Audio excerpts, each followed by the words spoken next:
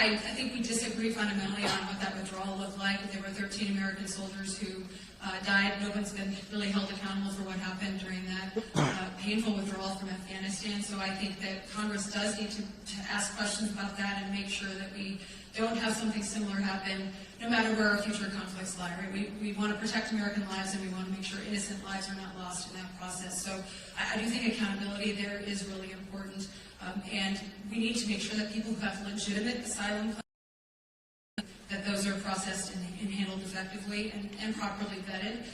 What I do think has clouded the water on both of these issues, you talk about DACA and Afghanistan, is the illegal immigration crisis that this country has faced in the last 4 years. I think, unfortunately, what it has also done in Congress is torpedo the chance for us to do any form of comprehensive immigration reform.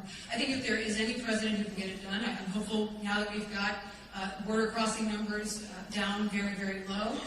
I think that is a step in the right direction, and I look forward to working with my colleagues. I've introduced legislation to help with many of the visa programs that exist in the United States already, whether it's the guest worker or the J-1 visa, which a lot of our skilled workforce comes in on.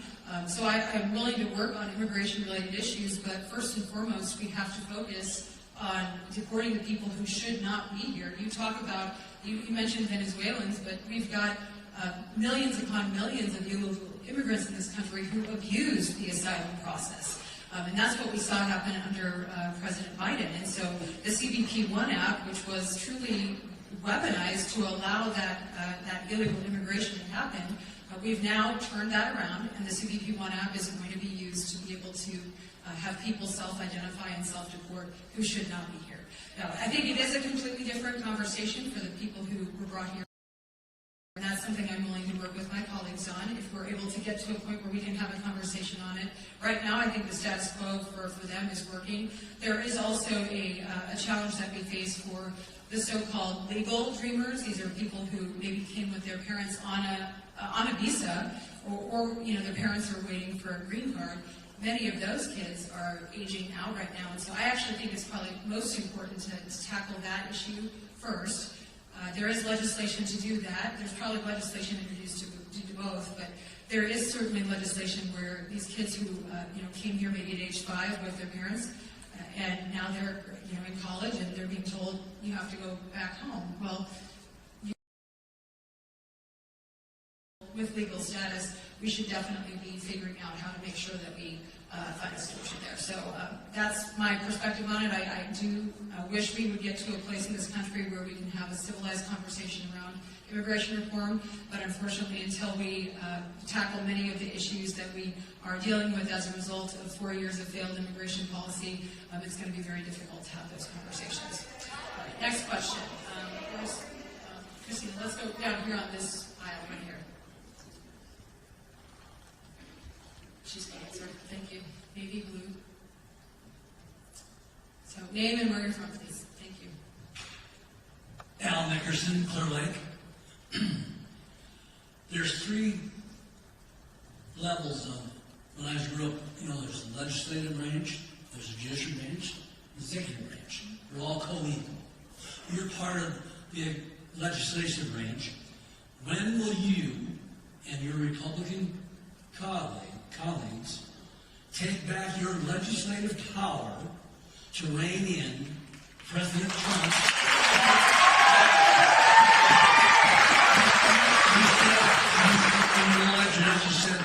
You said that for housing.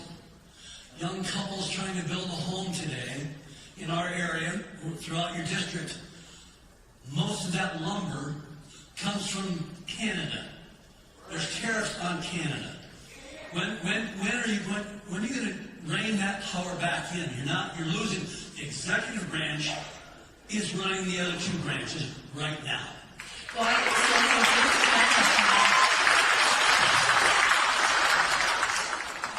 I think we will probably have a fundamental disagreement in this room about that, because when I look at what Congress is doing, we are working on executing exactly what we campaigned on doing and what the President campaigned on doing. I think it's important to note, that over the course of decades, Congress has ceded a lot of its power to unelected bureaucrats, and so what we are trying to do is take a lot of that power back. And I think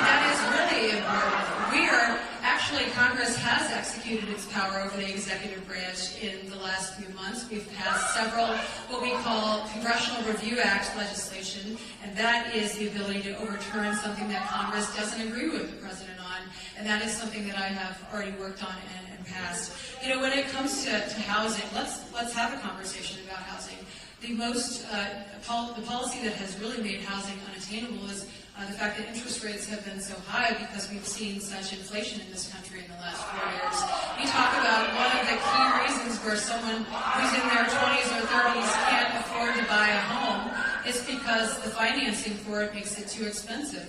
Or let's talk about the regulatory side, which is something that President Trump cares deeply about, and I do too, making sure that we can make it easier for homes to be built. I've sat down with many of our home builders. I've sat down with the groups of realtors who are front-facing with people trying to get into these homes.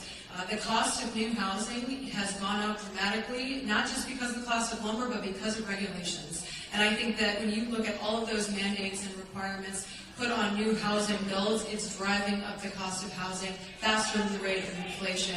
So I think what's really important in these conversations is where can we get government out of the way to make all of those things more accessible? How can we drive costs down so that more people can get into homes or affordable housing? Again, that's a place where I've been able to go through the appropriations process and secure investments right in places like Clear Lake, Mason City, and other communities in the district. So I look forward to continuing to work on that and work alongside the president, and I will work with anyone who's willing to work with me, as I said, to do that and make sure we're restoring power away from unelected bureaucrats back to the people who actually can make those decisions and are accountable to you every 2 years.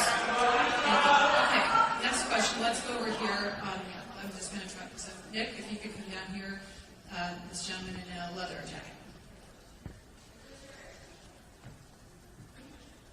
My name is Dave Eastman. I'm a retired attorney from Clear Lake. I'm also a veteran. When I was in the Army, I had a top secret security clearance. If I had done what President Trump has done or what Mr. Hegseth has done,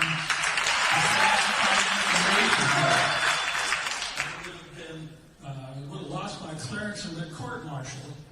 Yet these people seem to be going on and they're putting our military in harm's way by doing so. Congress needs to step up and do something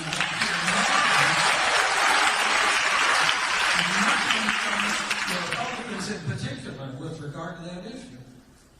So, Dave, thank you for that, and thank you for your service first and foremost to our country. I know we probably have a lot of veterans here today who have put their name on the line and put their life on the line for our country, so I want to say thank you to you and all the other veterans who are helping to keep our country safe. I do think I have a security clearance as well, right? I think making sure we're protecting that classified information is really, really important. It's my understanding that nothing that was actually classified was communicated in those chats.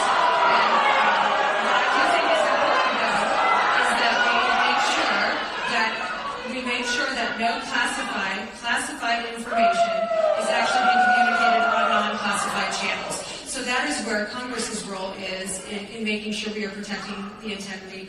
We need to also make sure we're holding accountable the people who, for instance, we've seen several arrests for people who have leaked classified information. You talk about foreign wars.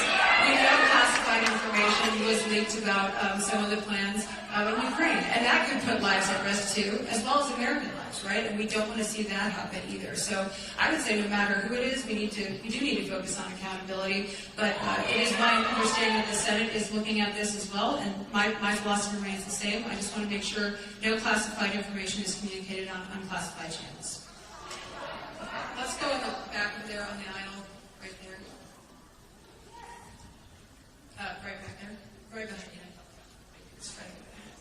We're going to try and kind of go all over in here. Hi, I'm Brian, and I actually taught Western Civ and U.S. history and world geography here at NIAC back in the 90s. My parents and I moved here about 1962, and Mason City was a really thriving community. But then we had businesses move out, and it's sad to come back. I grew up in the north or south side of town, and Sears Target's gone, walking around downtown. But what is your plan to help the workforce here and to open up more markets for the farmers in this area? Thank you, Brian. I really appreciate the question. Thanks for being a teacher. Obviously, that's a tough job, and you wrangle big cats, so thank you for what you do there to help educate our workforce, right? That is really, really important. And I guess here we are at NIAC, right, front and center in that battle. I think making sure we, as I hear from people as I'm on my district stops, it's workforce, making sure that the next generation of workforce is engaged. I just was at the Kraft Heinz plant here in Mason City yesterday, touring, learning more about industrial technology, how those are really good paying jobs that need good education and good training. So I think the most important thing we can do is make sure that's still accessible in places like Mason City, in places all over rural America. When you look at what they're doing here at NIAC and Joel, obviously we were just chatting about this back there. They're looking at making investments that are going to help engage high schoolers and our young people, so that those people in the pipeline know that, number one, these opportunities are available to them. They can get that education right here, and then they can stay here and be a really good, engaged member of their community with a really good paycheck. So I think that's really, really important that we continue to tell that story, and I'm happy to help highlight that through my district stops, but also through the legislation that I'm working on. One bill that I just introduced has actually made its way through the Education and Workforce Committee already, but it's Flexibility for Workers Education Act.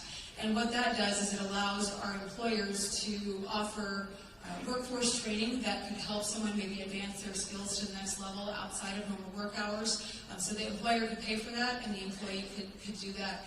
And the employer would not necessarily be required to pay overtime if it was a voluntary option, right? So if the employee says, you know what, I am a janitor, and I want to be able to take that next step and move up the chain. The employer could say, you know what, we're going to pay for that training and that opportunity for you, and you can take advantage of that. I think that's a really simple change to our current labor laws that will help to advance and upskill our workforce. On the opportunities side for farmers, because I think that was the second part of your question, one of the things we have to do is have access to new markets. So when I look at, we have a trade rep, Jameson Greer, who is certainly trying to advance many of those conversations and try to get us more fair trade deals around the world, which is absolutely important. America's been kind of taking a backseat on that front. And you look at what the Chinese Communist Party has done to try to undermine fair trade in the United States. They're the worst offender. They use tons of tactics to get around our trade laws. So my legislation to combat that transnational shipment and all of those tactics, it has passed. It passed the House last year. We almost got it done, but it's a bipartisan bill, bicameral bill, and we need to give Department of Justice the resources they need to be able to go after those bad actors. So accountability is number one. Making sure we're actually negotiating fair trade deals is another. And then the third part of that is making sure we are providing funding for additional efforts to expand market access. So the market access program funding and the foreign market development funding are two areas where I have tried to get as much funding as possible. I co-sponsored legislation to double the current level of funding there, and that provision was included in, I think it was last year's Farm Bill. I'm hopeful we're able to get that done this year too. That's another conversation, but I think that those are both promising ways where we could help expand markets for our producers, whether you're growing something or making something here in the United States. Thanks, Brad. Let's come down there, and then we'll go over here. Right there, yeah. He's next to right there. Oh, no. Okay. Well, okay, we'll take yours and then we got time. So my name is Steve Damuth. I'm from Decorah, Iowa. Took a quick drive to get here this morning. I'm retired from the technology and biomedical industry. In my last position, I worked at what you would recognize if I named it as one of the premier research institutions, the biomedical institution in the biomedical world. And my question here is kind of a variant of what's been asked before about when Congress is going to actually start to do their job again. But I want to put a particular twist on it. What I see from the administration, from DOGE, from the OMB and Richard Vaught, and frankly from the people who lead in Congress right now, is an absolute war on competence, a war on science, and a war on truth in order to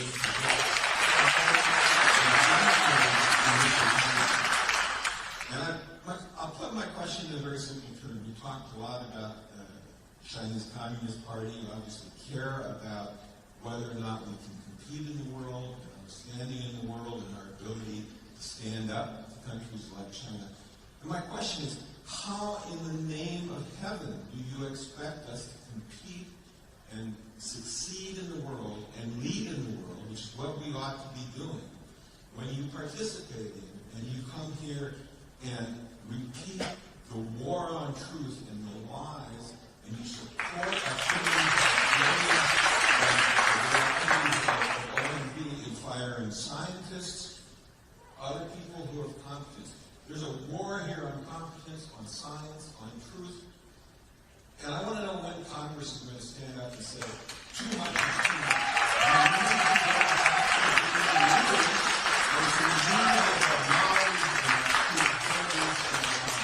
What are you going to do? Thanks, Steve, for the question. And I appreciate things in biomedical industry. When you look at the government, the federal government and the bureaucracy, especially over the last few years, we've seen just incredible growth and expansion. And we are $36 trillion in debt. I see it as one of the greatest risks to our ability to be competitive with the countries like China on the global stage. 1 in 4 of the jobs created in the last 2 years under President Biden was in government. And I think that's the wrong way to grow our economy. If we're talking about real growth that should be happening, let's say in the biomedical engineering industry, so we can be competitive, but those jobs were not created through government, they were created through the private sector. So I want to make sure that we're respecting taxpayer dollars, cutting through all that waste, fraud, and abuse, and I know I gave you some good examples of that. I would much rather see that go to places that are going to incentivize that trade access and that market development, which are going to make us more competitive. And I think the point of DOGE is to make sure that those services are available to Americans long term, and we can strengthen those programs. $10 million for male circumcision in Mozambique, or $20 million for Arab Sesame Street in the Middle East. I mean, come on, do you think we should be funding Sesame Street in the Middle East, or should we be funding programs for the American people? That's what I think. So I'm focused on making sure we continue to reel in that growth of government. We restore as much power to the American people as we can. And you know what Congress's role in this, as the Appropriations Committee? We are in charge of making sure that that spending is done properly. I have to come before you every 2 years, and I'm going to go through with a fine-tooth comb, scalpel over sledgehammer, and make sure that we are investing where we need to be investing to be competitive.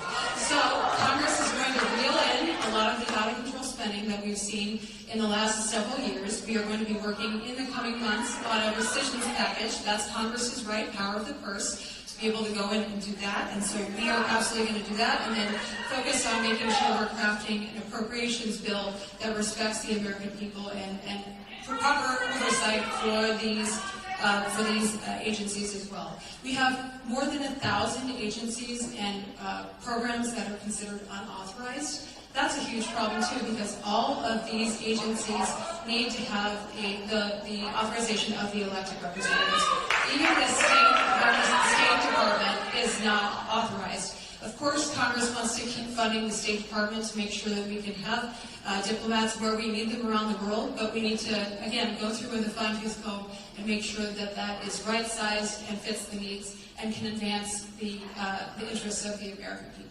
So that is what Congress's role is. That's what I will continue to do, and I will work alongside the executive branch and make sure that we are executing on the agenda that was delivered to the American people through that campaign. 77 million Americans voted for this, and that's what I'm working on.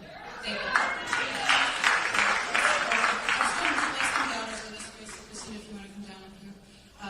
Let's kind of go down this aisle. We'll work our way down. Let's start right there, and then we'll come down. We're right behind you. Actually, she's yours. Thank you.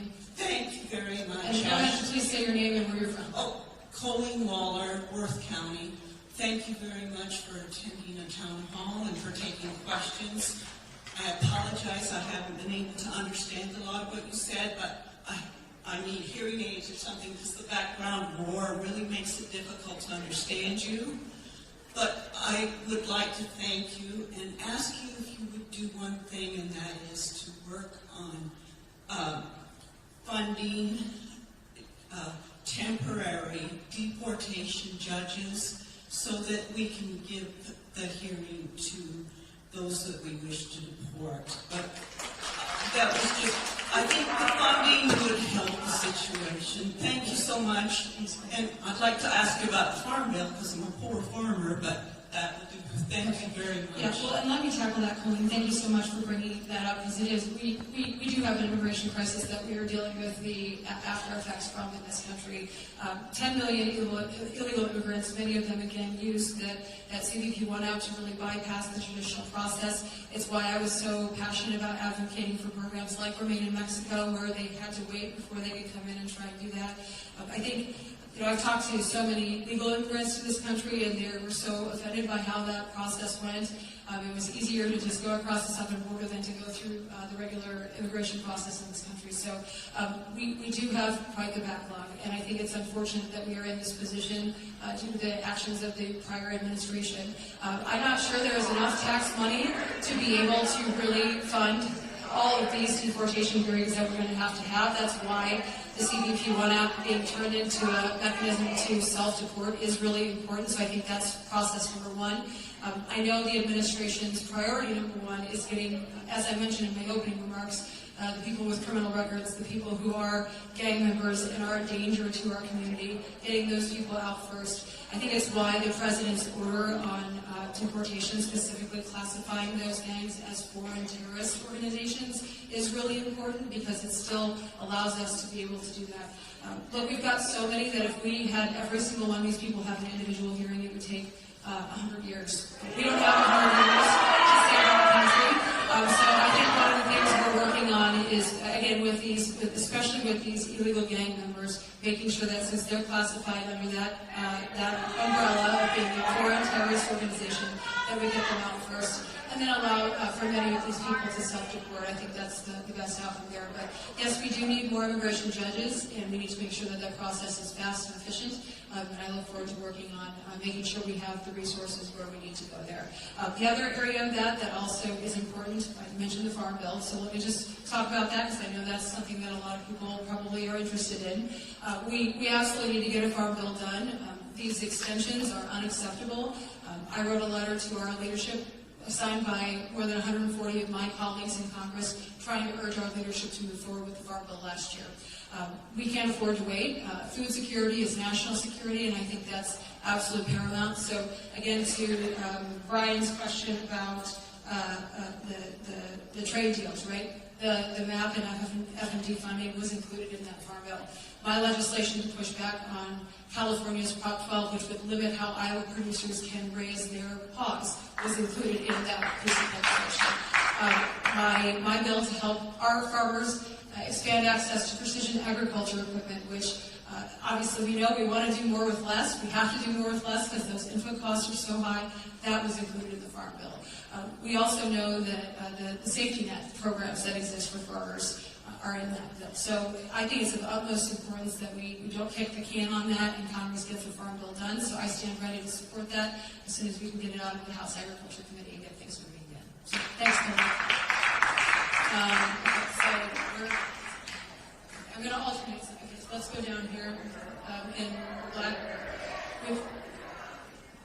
I'm going to alternate sides, and I'll get back over there. So right there. Thank you.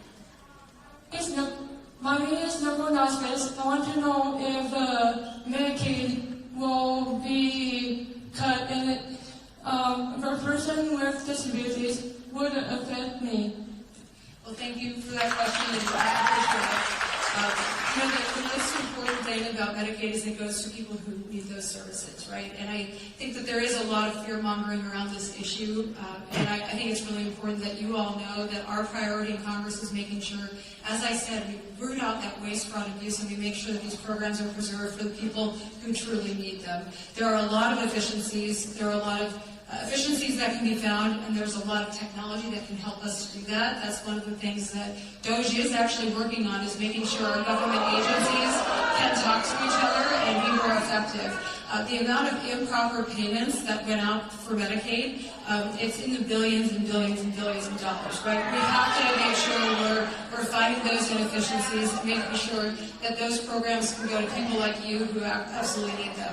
I just was at an organization yesterday, I think it was yesterday, or maybe it was the day before. I've been on the road a lot this week, but in Black Hawk County, called Exceptional Persons, and it is an organization that specifically helps those with disabilities to make sure they're getting the services that they need, but also making sure that they can get a job, right, and be employed in the community. And so hearing from Brian, who is one of their clients who they brought in to tell his story, he was actually able to, and he suffers from, he said, generalized anxiety disorder, I think, and then he also had some sort of a schizophrenic disorder, right? So his biggest thing was making sure that he could live in a safe home with other people so that he had that supervision, and also to make sure that he had compliance with his medication, because that is what made it so that he could continue to be an active member of the community and do his job. So again, those are the people like you, people like Brian, who I want to make sure can continue to access those services.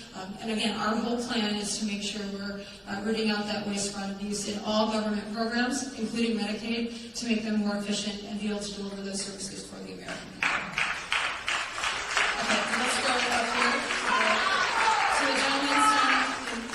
So where's, then I'll come back to, he's got that service dog, so I want to make sure we.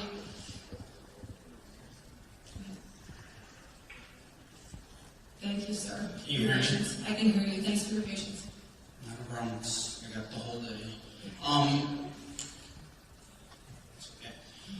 I'm actually loud enough that I don't need a mic, but in order for you to make sure that you hear, I want you to understand that I come here, my name is Sean Pesanowski, I come from Cedar Rapids. I drove from Cedar Rapids because I called your office and asked a question, never got a response or an answer. And then I called into your town hall, asked my same question, never got a response, and you didn't answer the question during that time frame. So I felt the only way I could actually get an answer was to talk to your face.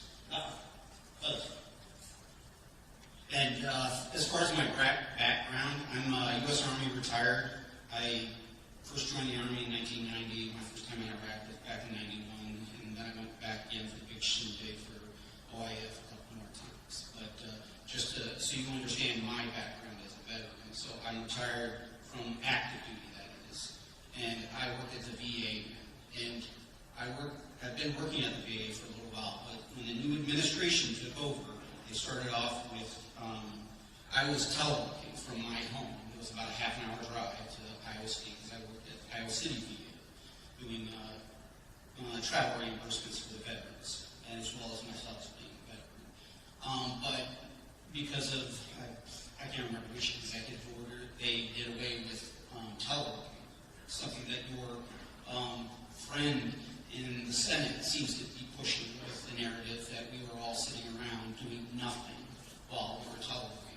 I wasn't sitting around doing nothing, so I take somewhat an offense to when she makes those statements, and she referred to them as cushy jobs, and I defend myself in my position there in my work, but my question is a little bit more convoluted, because then they started off with the fork in the road email that everybody from OPM was sent that worked in the federal force, saying that you can resign now and continue getting paid until September, which to me, I'm like, that seems somewhat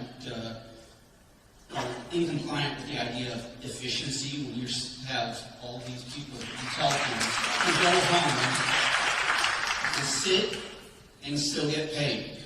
And now the people that are remaining, we have to pick up their workload because they put in a hiring freeze for 90 days. But even then, they're still on our books, so we can't hire anybody until after they actually get taken off of our books in September.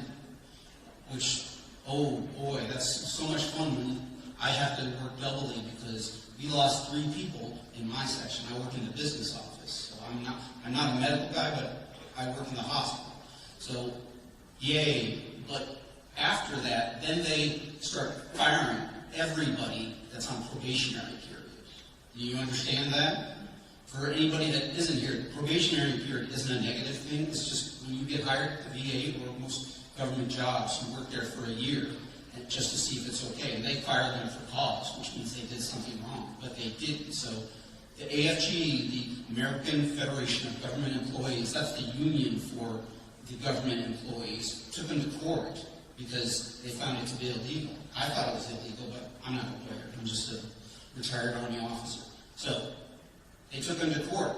Well, I know the Supreme Court said it's okay for them to be fired until after it's litigated. But they didn't say it was all right. They just said to figure out whether or not the litigation, it's not bothering me, is it? Okay. The litigation had to finish. So they're still fired, but it's still in court. But after that, next executive order, our president, he put out an executive order dissolving the collective bargaining agreement, the contract between the federal government and the workers like myself for national security reasons. That's the contract that was supposed to protect workers like myself and all the other people that were fired. It could be illegally, it could be not illegally, depending upon it. And my question to you or your office was, where's my representation? Because right now, the judicial branch doesn't seem to be getting very far. I'm concerned about my job because what's next if it goes through court and then they can arbitrarily just fire anybody because they feel it's time, even though there was a contract. But to me, I'm like, what do I know about national security? I'm only a retired Army officer with a master's in Homeland Security. So my question to you, because I feel my representation, both my senators and my House rep, haven't said a damn thing about all this, because I don't see the executive orders as being legal. I see it as an abuse of power. And if all he's doing is pushing the executive orders, and understand, I know this is within my self-interest. There's plenty of other complaints I have about plenty of other executive orders, like due process, some of the stuff that I see in reference to that. And I don't see anybody giving me a valid explanation of why we haven't heard anything from anybody in Congress to put it down. Because to me, I see plenty of abuses of power, but my question remains about me, because I have self-interest, because I don't want to lose my job. You know, I work there. I like working with the veterans. You know, I do go in once a week, and the rest of the days, and now I go in all the time. And to me, I'm like, that's my time that I have to dedicate. When I originally signed up to do the job, I didn't have to drive into work every day. I can flip on my computer at home, and I can be just as productive there. But apparently, according to the Congress, my representation, maybe you haven't said it, but your friend in the Senate has said it many times, about how we have cushy telework jobs, and it just pisses me off. And to me, I'm like, I don't see any reason other than somebody's personal, what they want to happen, because they want to look like they're doing something. And I disagree with it. The federal, especially in the VA, you know what the percentage of people that work in the VA are also veterans? There's plenty of them that I know, and they work plenty. I mean, the term in the VA is serving those who served. And I take it to heart. I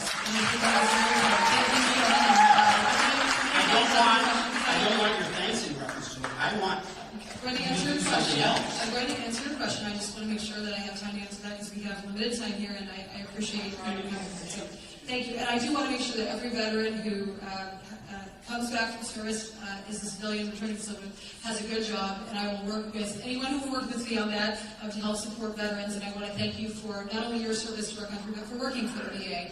I think it is absolutely critical that we do have veterans working at our veterans care system. What is sad about the VA is it's become a huge, huge bureaucracy, right? And we do have a lot of bloat at all of our federal agencies. I want to make sure we're providing the services to veterans and being able to do that in a very targeted way, an efficient way. And I think one of those efficiencies is respecting taxpayers in this process. I think there are lots of really, really good government workers who are doing their jobs just like you every single day. But I do think people need to be showing up for work and doing them in person. We saw so many years where, and I'm sure you were doing your job really well, but we did have a lot of people who were not. We had a lot of people who were taking advantage of that opportunity. We did have a lot of people who were taking advantage of that opportunity. And so what I'm hopeful is that we can do a full look at everything, make sure we're finding those efficiencies, getting people back to wherever, what we need to be doing to be able to provide those services to taxpayers. And then if there's a way where we can work on accommodations, especially for someone like you who might need that. We have a lot of veterans who have PTSD and other conditions that might make it really hard for them to show up for a job every single day. And so if we need to be working with our secretary, Doug Collins, on that, I'm happy to do that. But at the end of the day, taxpayers expect taxpayer-funded workers to show up for the job, and that's exactly what I think the intent of our legislation is to do. Thank you. Okay, next question. So I've got a lot of questions that I got to get to, and I will, if... My question was about my protection through the collective bargaining agreement and how it was removed from my protection, or for my protection by an executive order of national security. Do you think that that should be allowed? Like I said, I don't think it is in the... I'm happy to have a follow-up conversation with you about that, and I will take your number down, and I pledge to give you a phone call myself. I just want to make sure we can get to all these issues, and I will have a follow-up conversation with myself. Okay, Congresswoman, this is our last question. We have time for this one more. Okay, so last question. I was going to call on her back there, so right there in the aisle.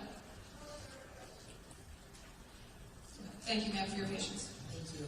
My name is Lynn Stace. I live here in Mason City, Iowa, and I'm a proud graduate of NIAC. This was my third attempt to get you to answer this question. I also tried to do it on the town hall and through an email. I will be turning 65 this year. So for the past year, I have done extensive research to determine what is my best healthcare option as far as traditional Medicare versus the Advantage plans. And from what I have learned, the only advantage to an Advantage plan is for the insurance companies. Traditional Medicare, if a person doesn't use the allotted amount that the government thinks they may, that stays in the Medicare fund. If you have an Advantage plan, the difference between what is allotted for you to use and what you actually lose goes into the Advantage plan insurance company's pockets. You talk about waste, fraud, and abuse. It is the Advantage plans. And it's my understanding that Donald Trump and his administration want to eliminate traditional Medicare in favor of only Advantage plans. And I would like to know from you, yes or no, is that true? I don't believe that's true, and I think the most important thing that we can do is lower the costs for everybody, and if insurance is driving that, we should be taking a look at it. It's exactly why I have co-sponsored legislation like the Lower Cost, More Transparency Act, which goes through a lot of the areas that you're talking about that drive those costs and allow a lot of that to happen. We had a really good PBM reform bill, right? You talk about people in the middle who are driving up those costs, not just for Medicare Advantage, but for all of the healthcare spectrum across the world, across the United States. So more transparency on drug pricing, more transparency on costs for those exams, making sure we're going through the pre-authorization process so that we're eliminating the denials that keep happening. Doctors are complaining to us about that a lot in Congress, but those are some of the ways where we can help drive those costs down so that you can choose the plan that you want. I think that's really important. I do think there's a lot of fear-mongering out there around Medicare and Social Security and Medicaid, and I think that's really a shame because these are programs that the American people know and trust and need access to and have paid into. So I think that is absolutely a priority. Congress is working to strengthen these programs and make sure we're protecting consumers of health care along the way. My main goal going forward in any legislation we work on will be transparency and lowering those costs. So I will also get your phone number and to make sure we have a follow-up conversation when we have a little bit more time. So thank you so much for coming out today. I appreciate the opportunity to take your questions and hear directly from you. As always, we do notice these town halls in our newsletter the week before, so if you haven't subscribed to that, hinson.house.gov. It's an honor to serve you in Congress, and thank you so much for coming out today.